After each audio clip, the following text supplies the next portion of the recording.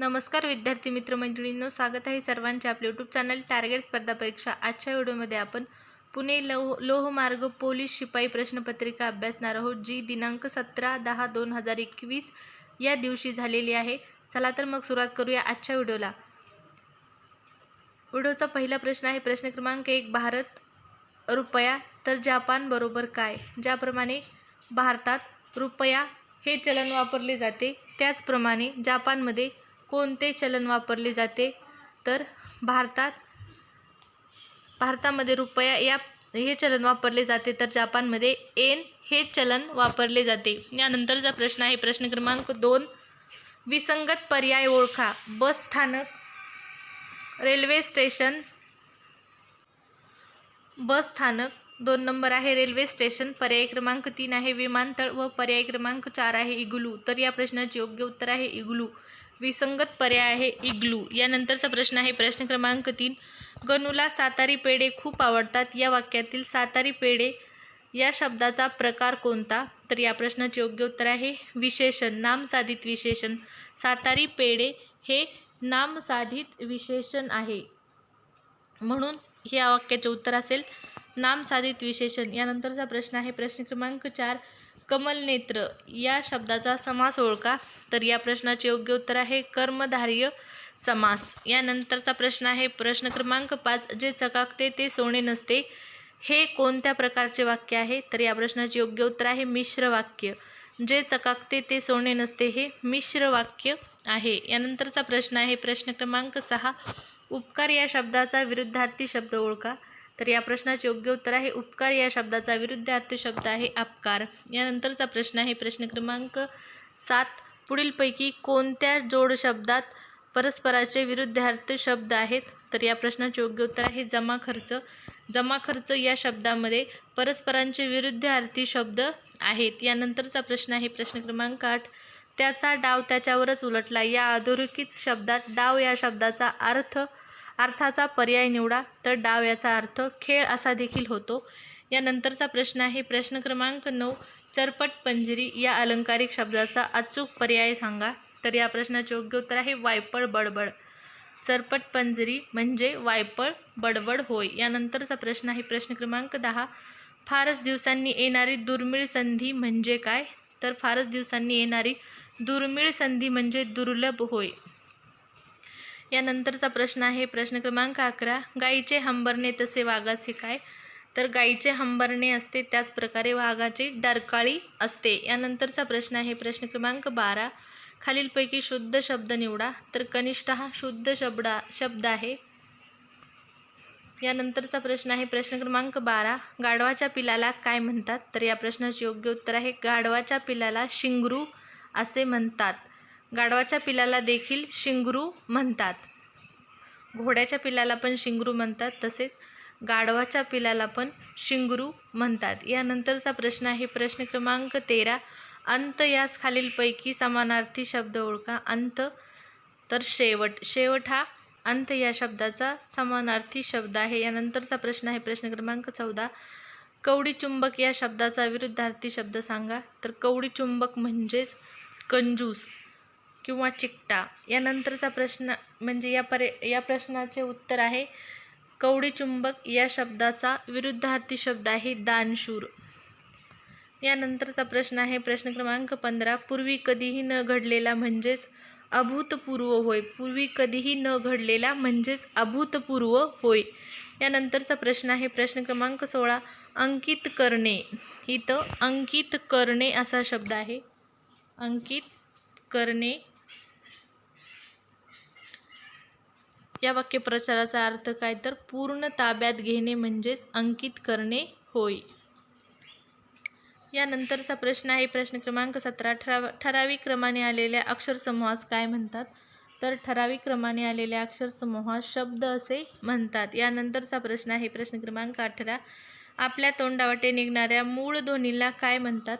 तर आपल्या तोंडावाटे निघणाऱ्या मूळ ध्वनीला वर्ण असे म्हणतात। यानंतरचा प्रश्न आहे प्रश्न क्रमांक 19, प्रश्न क्रमांक 19 आहे, जमाव या शब्दातील ज हा वर्ण कोणत्या प्रकारचा आहे? तर जमाव या शब्दातील ज हा वर्ण दंत तालव्य वर्ण आहे. यानंतरचा प्रश्न आहे प्रश्न क्रमांक 20. पितळखोरा या प्राचीन लेण्या कोणत्या जिल्ह्यात आहेत? तर या प्रश्नाचे योग्य उत्तर आहे औरंगाबाद. पितळखोरा या प्राचीन लेण्या औरंगाबाद या जिल्ह्यामध्ये आहेत. यानंतरचा प्रश्न आहे प्रश्न क्रमांक 21. महाराष्ट्रातील सर्वात मोठे अभयारण्य पैंज हे कोणत्या जिल्ह्यात आहे?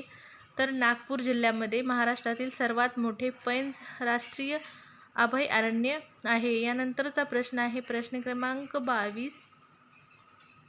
भारत इतिहास संशोधन मंडळ कोठे आहे व कोणी स्थापन केले? तर या प्रश्नाचे योग्य उत्तर आहे पुणे या ठिकाणी असून का राजवाडे यांनी स्थापन केलेले आहे. म्हणजेच भारत विकास संशोधन मंडळ पुणे या ठिकाणी असून त्याची स्थापना का राजवाडे यांनी केलेली आहे. यानंतरचा प्रश्न आहे प्रश्न क्रमांक 23.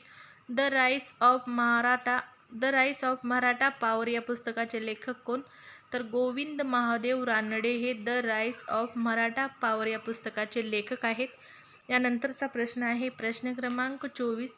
छत्रपती शिवाजी महाराज टर्मिनल मुंबई याचा कोणत्या वर्षी जागतिक वारसा स्थळामध्ये समावेश झाला? तर या प्रश्नाचे योग्य उत्तर आहे 2004. छत्रपती शिवाजी महाराज टर्मिनल मुंबई याचा 2004 या वर्षी जागतिक वारसा स्थळामध्ये समावेश झालेला आहे. यानंतरचा प्रश्न क्रमांक 25. भारतीय जागतिक वारसा स्थळामध्ये पश्चिम घाटाचा समावेश कोणत्या वर्षी झाला? तर या प्रश्नाचे योग्य उत्तर आहे 2012 मध्ये भारतीय जागतिक वारसा स्थळामध्ये पश्चिम घाटाचा समावेश झालेला आहे. यानंतरचा प्रश्न आहे प्रश्न क्रमांक 26. एकलहरे नाशिक या ठिकाणी कोणते विद्युत केंद्र आहे? तर या प्रश्नाचे योग्य उत्तर आहे औष्णिक विद्युत केंद्र. एकलहरे नाशिक या ठिकाणी औष्णिक विद्युत केंद्र आहे. यानंतरचा प्रश्न आहे प्रश्न क्रमांक 27. आंबोली हे थंड हवेचे ठिकाण कोणत्या जिल्ह्यात आहे? तर सर्वात जास्त पाऊस पडणारे हे ठिकाण असून आंबोली हे थंड हवेचे ठिकाण सिंधुदुर्ग या जिल्ह्यामध्ये आहे. यानंतरचा प्रश्न आहे प्रश्न क्रमांक 28. खालीलपैकी चुकीची जोडी ओळखा. तर जोड्या आहेत ताजमहाल आग्रा, गोल घुमट विजापूर. पर्याय क्रमांक 3 किंवा 3 नंबरची जोडी आहे कुतुब मिनार मेहरौली व 4 नंबरची जोडी आहे छत्रपती शिवाजी महाराज रेल्वे टर्मिनल दिल्ली. तर यामध्ये चुकीची जी जोडी आहे ती आहे पर्याय क्रमांक 4ची छत्रपती शिवाजी महाराज रेल्वे टर्मिनल दिल्ली. कारण छत्रपती शिवाजी महाराज रेल्वे टर्मिनल हे मुंबई या ठिकाणी आहे. वरील तिन्ही बरोबर आहेत. ताजमहाल आग्र्याला आहे, गोल घुमट विजापूरला आहे व कुतुब मिनार मेहरौली या ठिकाणी आहे. यानंतरचा प्रश्न आहे प्रश्न क्रमांक 29. कोणाचा जन्म 6 जानेवारी हा पत्रकार दिन म्हणून पाळला जातो? तर या प्रश्नाचे योग्य उत्तर आहे बाळशास्त्री जांभेकर यांचा जन्मदिवस 6 जानेवारी हा पत्रकार दिन म्हणून पाळला जातो. यानंतरचा प्रश्न आहे प्रश्न क्रमांक 30. दूरदर्शन हे कोणते माध्यम आहे? तर या प्रश्नाचे योग्य उत्तर आहे दृक्श्राव्य. दृक्श्राव्य म्हणजे जे दिसते पण व ऐकू पण येते म्हणजेच दृक्श्राव्य. TV किंवा दूरदर्शन हे डोळ्याने दिसणारे तसेच कानाने ऐकू येणारे माध्यम असल्यामुळे ते दृक्श्राव्य माध्यम आहे. यानंतरचा प्रश्न आहे प्रश्न क्रमांक 31.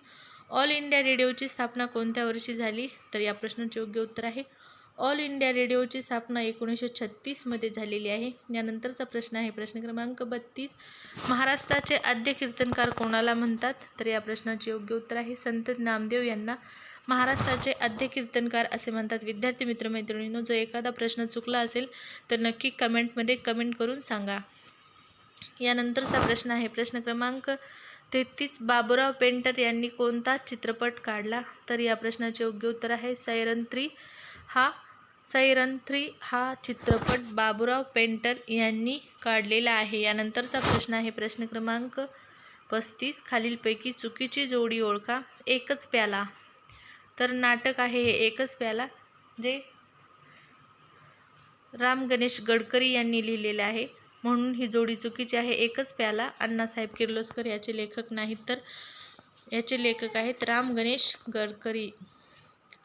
यानंतरचा प्रश्न आहे प्रश्न क्रमांक 36. मेजर ध्यानचंद यांच्या नेतृत्वामध्ये एकूण 3 सुवर्णपदके हॉकी या खेळामध्ये खालीलपैकी कोणत्या 3 वर्षांमध्ये जिंकली? तर या प्रश्नाचे योग्य उत्तर आहे 1928, 1932 व 1936. या वर्षामध्ये मेजर ध्यानचंद यांच्या नेतृत्वामध्ये एकूण 3 सुवर्णपदके हॉकी या खेळामध्ये जिंकलेली आहेत. यानंतरचा प्रश्न आहे प्रश्न क्रमांक 37. ऑलिम्पिक स्पर्धेची परंपरा कोठे सुरू झाली? तर या प्रश्नाचे योग्य उत्तर आहे अथेन्स ग्रीक या ठिकाणी ऑलिम्पिक स्पर्धेची परंपरा सुरू झालेली आहे. यानंतरचा प्रश्न आहे प्रश्न क्रमांक 38. द्विभाषिक मुंबई या राज्याची स्थापना कधी झाली? तर या प्रश्नाचे योग्य उत्तर आहे 1 नोव्हेंबर 1956. द्विभाषिक मुंबईची स्थापना कधी झाली? द्विभाषिक मुंबई या राज्याची स्थापना कधी झाली? जरा प्रश्न कन्फ्यूज करणार आहे, परंतु उत्तर याचं आन्सर कीमध्ये 1 नोव्हेंबर 1956 मध्ये झालेली आहे असं दिलेलं आहे. यानंतरचा प्रश्न आहे प्रश्न क्रमांक 39. महाराष्ट्र राज्याचे सध्याचे आरोग्यमंत्री कोण आहेत? हे तर सर्वांना माहीत असेल, कारण वारंवार महाराष्ट्र राज्याचे आरोग्यमंत्री श्री राजेश टोपे हे टी व्हीवर दिसत असतात. यानंतरचा प्रश्न आहे प्रश्न क्रमांक 40.